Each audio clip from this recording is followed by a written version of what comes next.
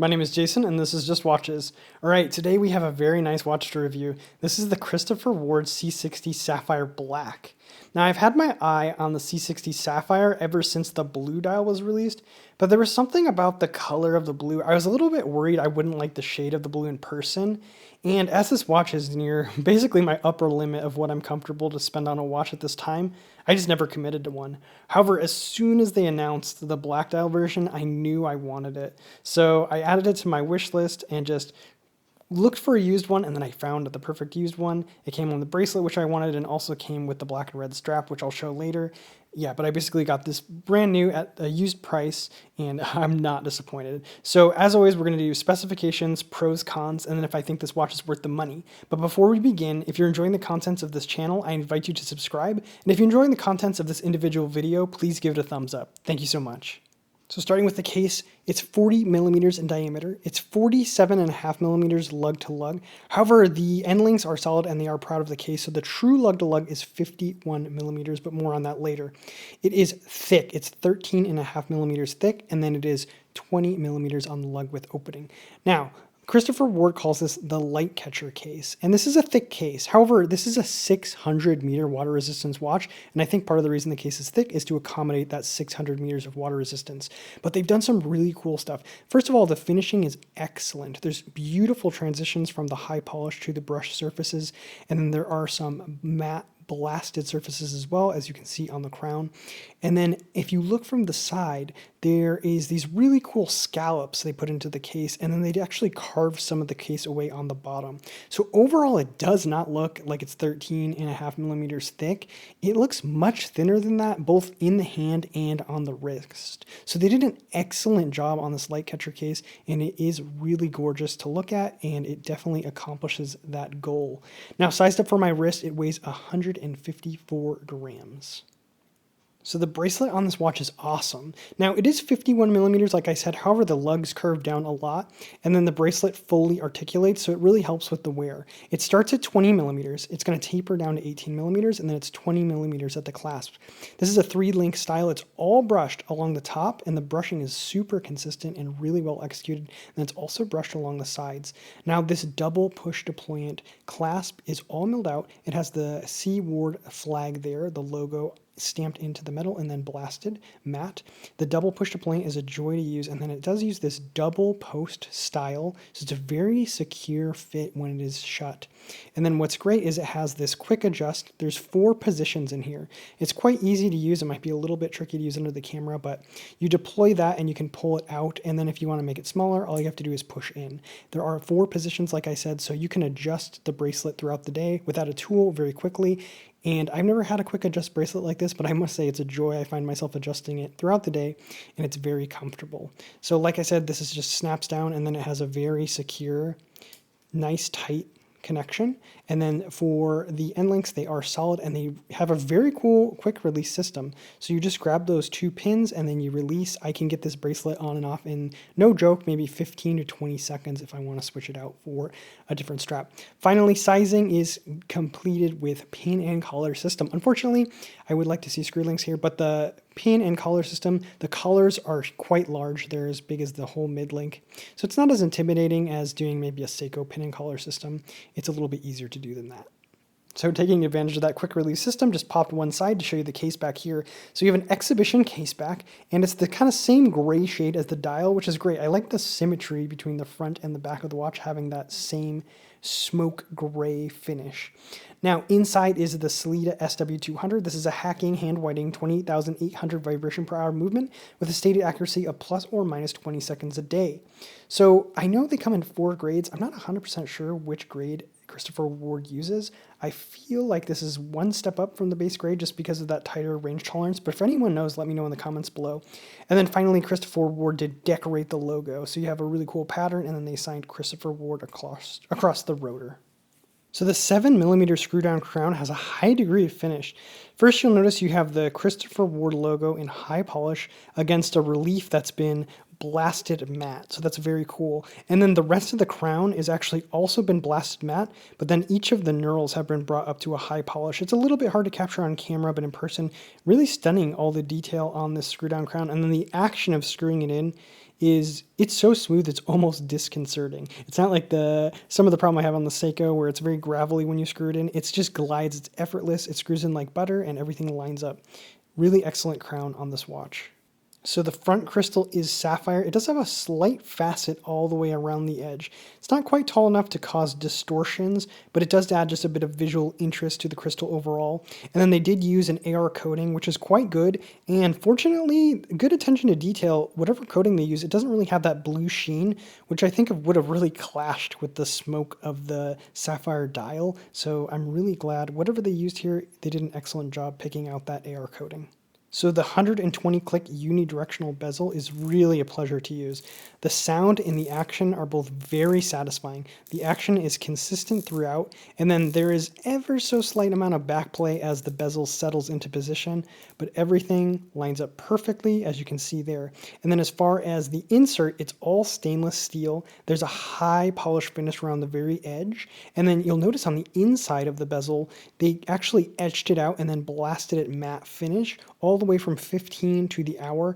Then from the hour to the 15, there's that black filling. That's actually Lume. However, it's not very bright even under a full charge, but it's just kind of cool that they designate the 0 to 15. And then I love that red triangle at the 12 o'clock position. So let's talk about this dial. Now, quick disclaimer, under these bright studio lights, this dial is as translucent as it will ever appear. In more natural lighting conditions, it varies between being translucent and opaque in a really nice way, but under these bright studio lights, you can kind of see right through it. It's not really like that in person, so just keep that in mind. Now, as far as what this dial is, it's a 0.8 millimeter sapphire that has a PV finish, and that was what was used to achieve this smoke gray.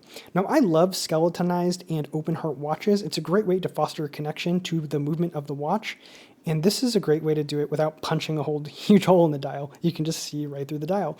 And you can see right there, you can see the whole date ring, and you can see many of the components on this calendar work side of the movement.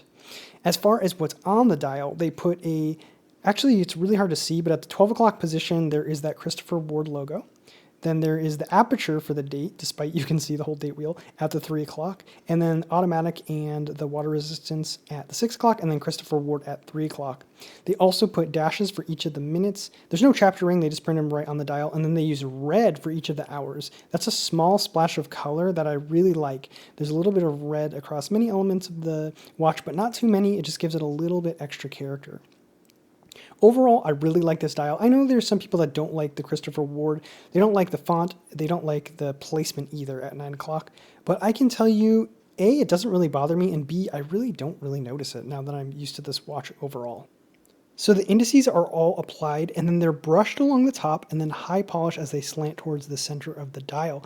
Then they're also filled with lume. Since the dial is translucent, they seem to float in the middle of the watch. It's really cool. It's not really picking up that effect on camera, but if you see this in person, you'll know what I'm talking about. And then the handset is also finished with different surfaces. So it's high polish along the sides, you can see on the minute hand there, and then brushed along the top. Not only is this interesting, but I actually think it helps with the legibility of the watch overall. And then the minute hand is very long. It's terminating all the way out at the dash around the edge of the dial, indicating the minutes. And then the second hand has the Christopher Ward. This is kind of a motif with them. It's the trident on the counterbalance. And then you have a lollipop that's red at the very edge out towards the side of the dial. Overall, I really like this handset. It's very legible, and I love that they used different finishes on the different surfaces of the hour and the minute hand. So Christopher Ward uses a lume called X1GLC1.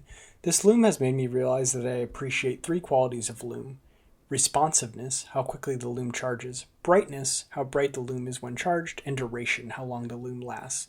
This lume is both responsive and has a long duration, but lacks the brightness you may find in, say, like a Seiko LumerBrite lume, which really dominates that affordable end of the market for lume quality. That being said, the lume is functional. I can read the watch when I wake up in the middle of the night, and since it is also responsive, I think it's serving its function nicely. So popping that on the Timegrapher, we're getting a great result, +5, +4 seconds a day, high amplitude, minimal beat error. What you'd expect from a movement like this. And I actually do like them to run a little bit fast, because on the wrists they seem to run a little bit slower throughout the day. And this one's been keeping almost perfect time, losing about 1 second a day on wrist. Speaking of on wrist, here is the watch on my 6 3/4 inch wrist. I think this is a perfect size, 40 millimeter. I just love how this watch fits. Now it is quite thick, and I'll have some other shots for you later in the video, but it really doesn't wear as thick as it sounds in the specs. I think it's really well proportioned, and especially on the bracelet, everything is very cohesive and it's very comfortable. And then it also came with this Christopher Ward black and red strap. You can see it really changes the dynamic of the watch. It helps those red details kind of pop because it matches the red on the strap. The top is this very sturdy material, kind of a nylon weave, and then the back is rubber, and it has this nice texturing, which makes it more comfortable to wear. It doesn't really slip up and down your wrist. So I'll get a quick wrist shot of this as well. So there it is on the strap. Much more playful on this colorful strap. Makes the watch a lot more striking and just kind of changes the character. I will say it wears a little bit thicker on the strap. For some reason, the case seems thinner when it's on the bracelet because it kind of all flows into each other. However, it's not that bad, and I do like it on the strap a lot. So pros and cons, starting with the pros. This watch is really interesting and unique. I know there's other brands out there that use transparent dials, but the overall execution of this watch, especially with the stainless steel bezel, it's just this really coherent design. It's a really industrial combination of steel, glass, and gears. I just really like it.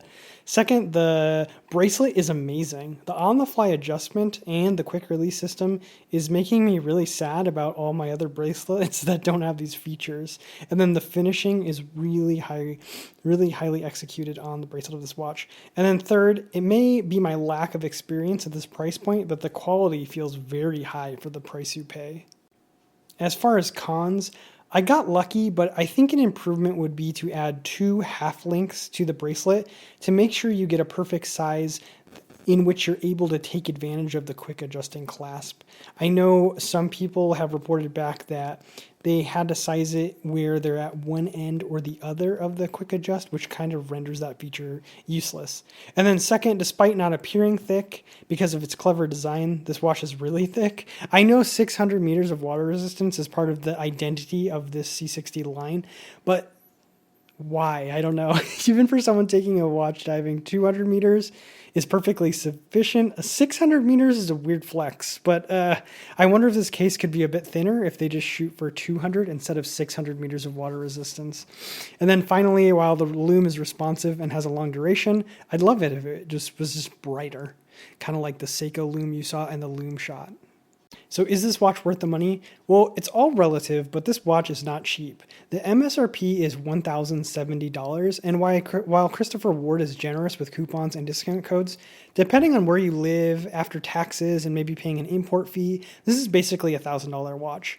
That is the absolute top of the range I'm comfortable paying right now for a watch, which is strange because 4 years ago when I got into this hobby, I would tell you that spending more than $60 on a watch is crazy.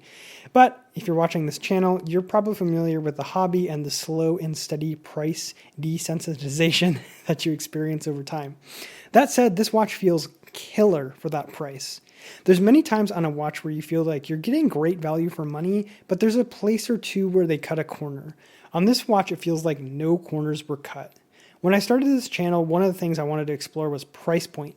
That is where you maximize what you're getting for the price you pay. And I feel like the C Ward might be deadly close to that ideal. So there you guys have it, the Christopher Ward C60 Sapphire Black. Let me know what you think about this watch in the comments below. As always, if you're enjoying the content of this channel, I invite you to subscribe. And if you like the contents of this individual video, please give it a thumbs up. That's it for this time. My name is Jason, and you have been watching Just Watches.